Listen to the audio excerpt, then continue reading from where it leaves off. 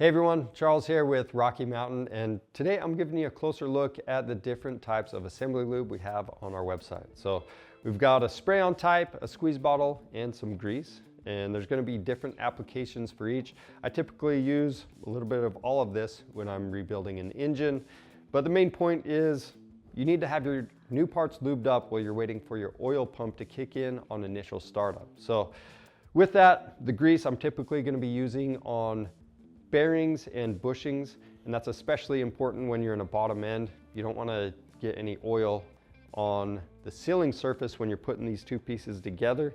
So that grease is going to stay in place and you don't have to worry about that.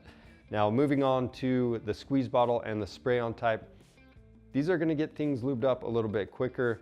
The squeeze bottle is a little more precise, and if you're doing top end work, maybe you're lubing up your cam or the cam journals, this is going to work great.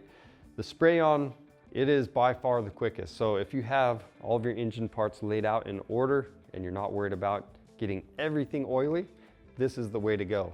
Makes everything real quick and easy. So that's your closer look at the different types of assembly lubes that we have to offer.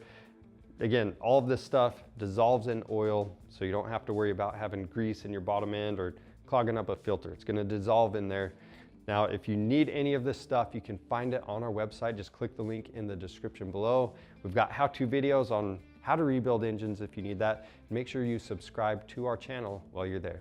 I'm Charles with Rocky Mountain ATV MC. Thanks for watching.